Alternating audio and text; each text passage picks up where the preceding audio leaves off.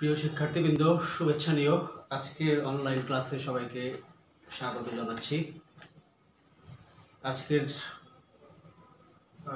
Online ক্লাসের course হলো principal of finance. Principal of finance এই সাবজেক্টটা, এই কোর্সটা বিবিএ অ্যাকাউন্টিং ফার্স্ট ইয়ারের জন্য নির্ধারিত আর বিবিএ ম্যানেজমেন্ট সেকেন্ড ইয়ারের জন্য নির্ধারিত। তো আমরা যেই চ্যাপ্টারটা পড়াবো সেটা হলো টাইম ভ্যালু অফ মানি। খুব গুরুত্বপূর্ণ একটা চ্যাপ্টার এবং অনেকের কাছে এটা ক্রিটিক্যাল মনে হচ্ছে। অনেকেই বলছে স্যার এটা খুব কঠিন চ্যাপ্টার, আমার কাছে এরকম মনে হয় না। সো এই তোমাদের কঠিন চ্যাপ্টারটা আমি কি সহজভাবে তুলে ধরার জন্য তোমাদের সামনে নিয়ে আসছি প্রিন্সিপাল অফ ফিন্যান্সের ফর্মুলাগুলো। আজকে আমরা ফর্মুলাগুলো আলোচনা করব, যতদূর পারা যায় চেষ্টা করব। তারপর আমরা নেক্সট লেকচারে ফর্মুলার সাথে মিলিয়ে অঙ্ক করার চেষ্টা করব। চলে আসো, আমরা আজকে প্রিন্সিপাল অফ ফিন্যান্সের টাইম ভ্যালু অফ মানি চ্যাপ্টারের সূত্রগুলো আমরা কিভাবে করব। টাইম ভ্যালু অফ মানি বলতে আসলে কি বোঝায়? অর্থের সময় মূল্য। যত সময় গড়িয়ে যায় অর্থের মূল্য তত কমে যায়, কোনো একটা জিনিসের দাম তত বেড়ে যায়, অর্থের মান আসলে কমে যায়। তো সেই ক্ষেত্রে এই যে বাড়লো বা কমলো, এটা কিভাবে হচ্ছে? দুইটা পদ্ধতিতে এই মূল্যটা নির্ধারিত হয়, বাড়ে বা কমে। অর্থের মান কমে যায় অথবা কোনো জিনিসের দ্রব্যের দাম বেড়ে যায়। কিভাবে বাড়ে? এটা প্রধানত দুইভাবে হতে পারে। একটা হলো প্রধানত দুইভাবে সময় মূল্য নির্ণয় করা যায়, সিম্পল ইন্টারেস্ট, আর একটা হলো কম্পাউন্ড ইন্টারেস্টের মাধ্যমে, সরল সুদের মাধ্যমে অথবা চক্রবৃদ্ধি সুদের মাধ্যমে। দুইটা পদ্ধতিতে এই অর্থের সময় নির্ধারণ করা হয়। প্রথমে আসি আমরা সিম্পল ইন্টারেস্ট বা সরল সুদ যেটাকে বলি। সরল সুদের সূত্র যদি আমি অ্যাপ্লাই করি, ইন্টারেস্ট সমান পি এন আর। পি তে হলো প্রিন্সিপাল মানে আসল, এন মানে নাম্বার অফ ইয়ার্স বা বছরের সংখ্যা, আর মানে হলো rate of interest, P N R, অথবা পি এন আই দিয়েও অনেকে এটাকে প্রকাশ করে থাকে। আই দিয়ে ইন্টারেস্ট রেট বোঝাবে, আমরা আর দিয়ে বুঝিয়েছি, আর রেট, আর মানে হলো রেট অফ ইন্টারেস্ট। তারপর চলে আসো 2 নম্বর প্রশ্নে, 2 নম্বর সূত্রে এ সমান আই প্লাস পি। এ আমরা কি বুঝি? এ মানে ফিউচার ভ্যালু। ফিউচার ভ্যালু মানে হলো সুদ আসল, যেটাকে বুঝি আমরা সুদ আসল, মানে সুদ এবং আসলের যোগফল। তার মানে সুদ বের করতে হবে, আসলের সাথে সুদটা যোগ করলে সুদ আসল হবে। সূত্রটা এইভাবেই সাজানো হয়েছে, সুদ যোগ আসল। তাহলে সুদের সূত্র তো আমরা আগেই জেনে নিলাম, আই সমান পি এন আর। তাহলে আই এর পরিবর্তে আমরা পি এন আর বসাবো, আর পি তো আছেই। তাহলে দুইটার ক্ষেত্রে দুই জায়গায় পি আছে বিধায় আমরা পি কমন নিয়ে নিলাম। পি কমন নিলে এখানে থাকবে এন আর প্লাস, এখান থেকে পি চলে গেলে থাকবে 1। তার মানে এ সমান পি ইন্টু এন আর প্লাস 1। তাহলে সরল সুদের ক্ষেত্রে দুইটা সূত্র আমরা প্রধানত পড়াই থাকি। তোমাদের জন্য এই দুইটা সূত্র শিখলেই অঙ্কগুলি করতে পারবে। আমরা চলে যাই এবার পরবর্তী আরেকটা পদ্ধতিতে, এটা হলো কম্পাউন্ড ইন্টারেস্ট বা চক্রবৃদ্ধি সুদ। চক্রবৃদ্ধি সুদে আমরা কিভাবে টাইম ভ্যালু বের করব, সেটা করার জন্য আমরা এটাকে সূত্রটাকে এইভাবে সাজিয়েছি, কম্পাউন্ড ইন্টারেস্ট চক্রবৃদ্ধি সুদ।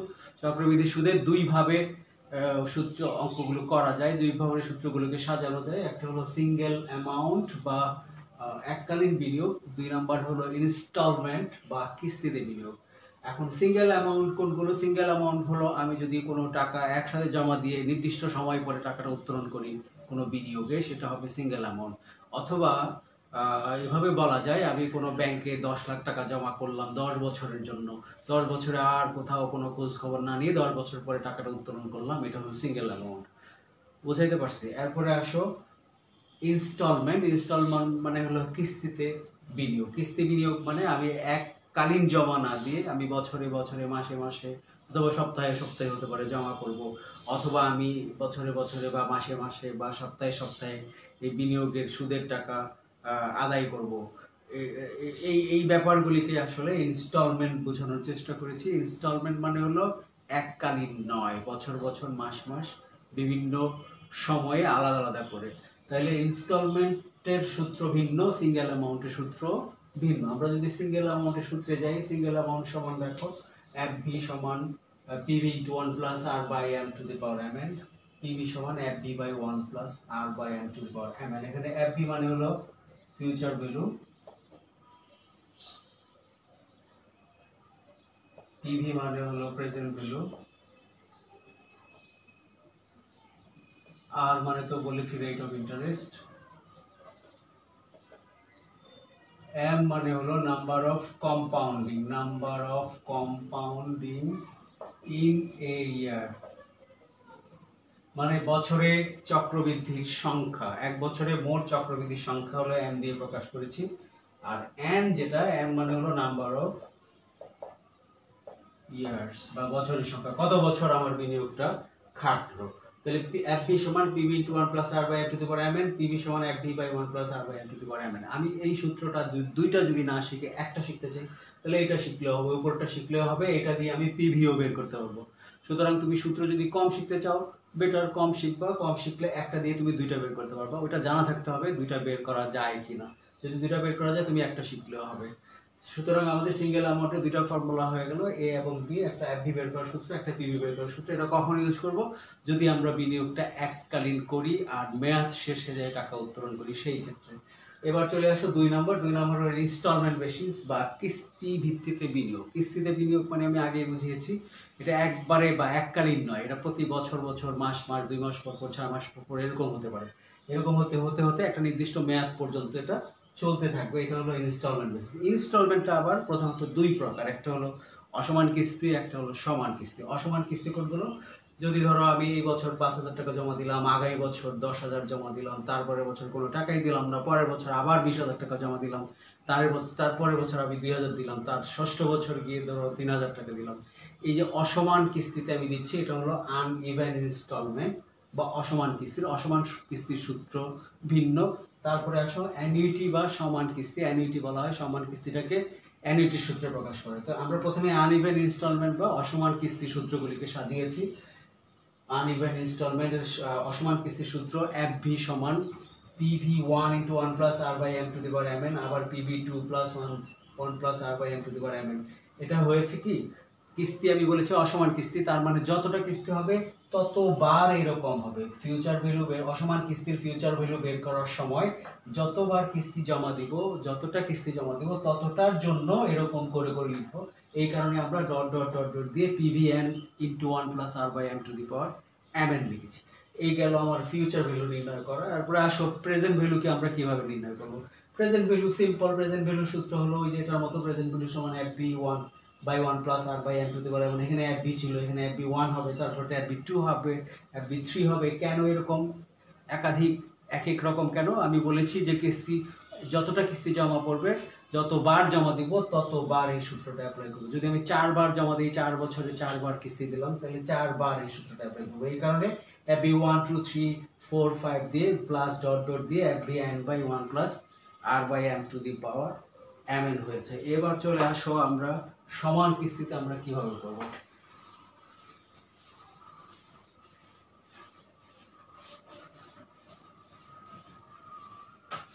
সমান কিস্তিটা অ্যানুইটি বলে এটাকে। অ্যানুইটি মানে হলো বার্ষিক বৃত্তি।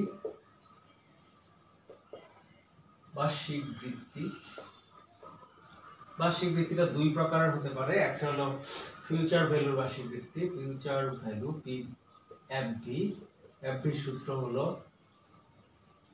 A into 1 plus R by M to the power MN minus 1 divided by R by M।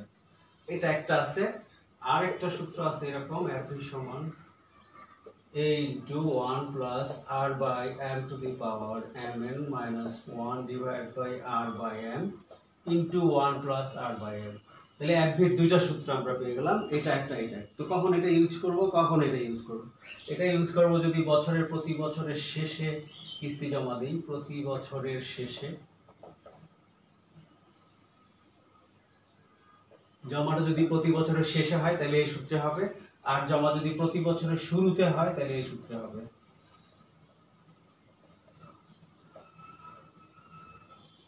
বোঝাইতে পারছি? দুইটা সূত্র আছে, একটা FV-র এইটা আর একটা হলো FV-র এইটা। দুইটাই একই জিনিস বের হবে, তবে কিস্তি জমাটা যদি আমি বছরের শুরুতে দেই বা মেয়াদের শুরুতে দেই, প্রতি মেয়াদের শুরুতে, তাহলে এই সূত্রে হবে। আর যদি বছরের শেষে দেই তাহলে এই সূত্রে হবে। তাহলে ফিউচার ভ্যালু অ্যানুইটির সূত্র আমরা পেয়ে গেলাম। এরপরে চলে আসো প্রেজেন্ট ভ্যালু অ্যানুইটির সূত্র। প্রেজেন্ট ভ্যালু এখানে আমরা একটু বের করে নিই, কি একটা জিনিস ব্যাখ্যা করার বাকি আছে। এটা হলো এর মান। এর মানটা আসলে কি? এ সমান হলো অ্যানুইটি।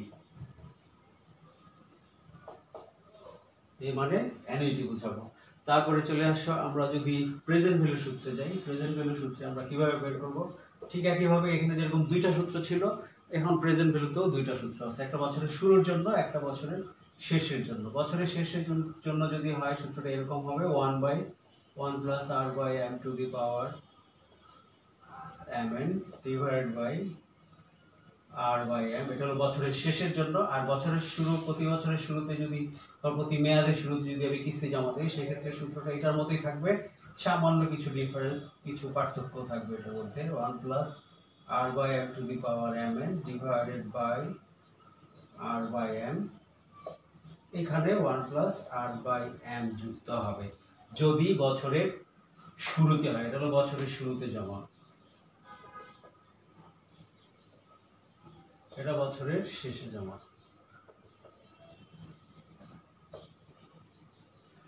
তাহলে চলে আসো, তাহলে আমরা কি শিখলাম এখন? অ্যানুইটি বা বার্ষিক বৃত্তি দুই ভাবে বের করা যায়, একটা ফিউচার ভ্যালুর মাধ্যমে, একটা প্রেজেন্ট ভ্যালুর মাধ্যমে। ফিউচার ভ্যালু দিয়ে আমি নির্দিষ্ট সময়, প্রতি বছর বা প্রতি মেয়াদের অন্তে কিছু টাকা জমা দিতে দিতে নির্দিষ্ট সময় পরে কত পাবো, সেটা হলো ফিউচার ভ্যালু বের করতে কাজে লাগবে।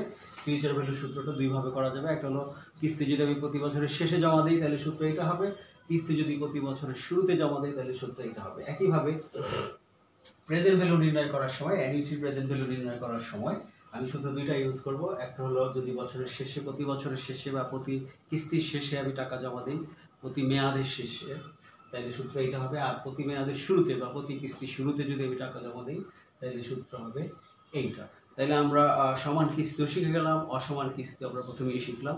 সমান অসমান কিস্তি ছাড়াও কিছু সূত্র রয়ে গেছে, আরও কিছু আলোচনা আছে, এই আলোচনাগুলি এখন করার চেষ্টা করবো।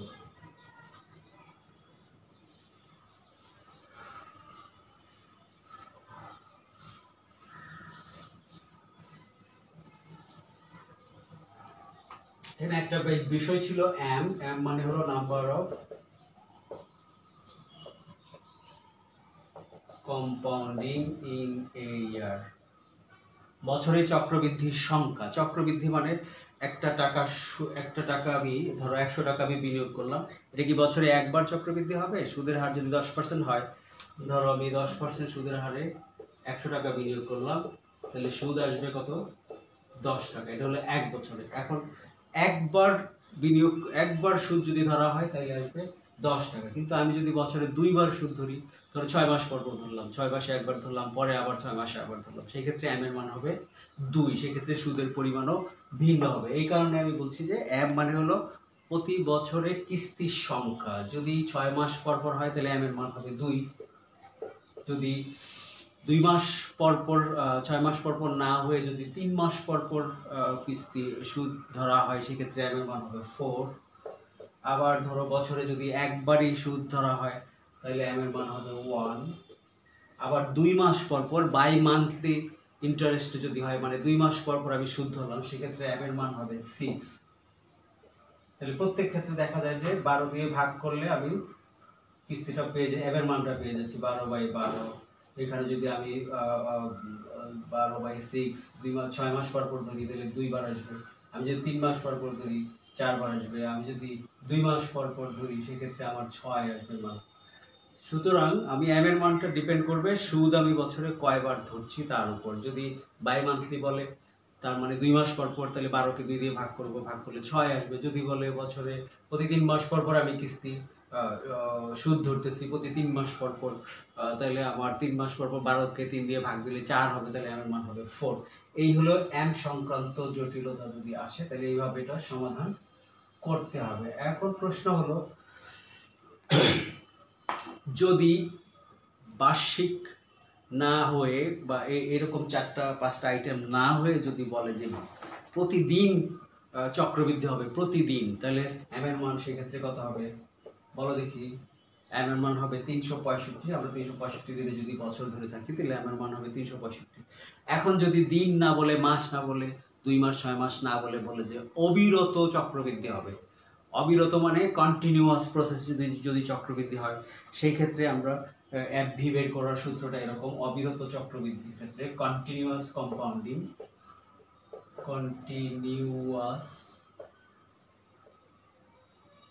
কম্পাউন্ডিং যদি হয়, অবিরত চক্রবৃদ্ধির ক্ষেত্রে ফিউচার ভ্যালু সূত্র, ফিউচার ভ্যালু সমান present value into E to the পাওয়ার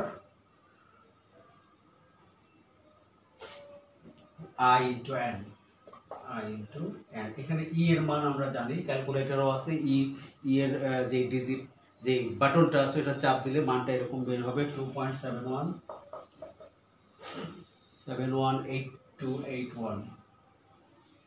তাহলে আমরা যদি অবিরত চক্রবৃদ্ধি বলে প্রশ্নে বা কম্পাউন্ড কন্টিনিউয়াস কম্পাউন্ডিং বলে, সেক্ষেত্রে ফিউচার ভ্যালু বের করার সূত্র ফিউচার ভ্যালু সমান PV into E to the power I into N. এখানে আই না দিয়ে আর দিতে পারো, আর ইন্টু এন। অথবা আমি যদি প্রেজেন্ট ভ্যালু বের করতে চাই তাহলে প্রেজেন্ট ভ্যালু সমান হবে কি F V by E to the power R into N. তাহলে একই সূত্র দিয়ে দুইটা জিনিসই বের করা যাচ্ছে, এফ ভিও বের করতে পারছি, পিভিও বের করতে পারছি। তাহলে এই দুইটা সূত্র আমি কখন ইউজ করব? যখন আমার চক্রবৃদ্ধির সংখ্যাটা হবে কন্টিনিউয়াস, মানে প্রতি মুহূর্তে যদি চক্রবৃদ্ধি হয়, তাহলে আমরা এই সূত্রে প্রেজেন্ট ভ্যালু অথবা ফিউচার ভ্যালু নির্ণয় করব।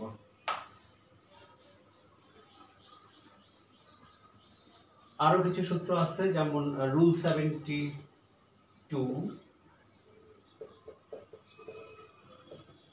আরেকটা আছে রুল 79, 69।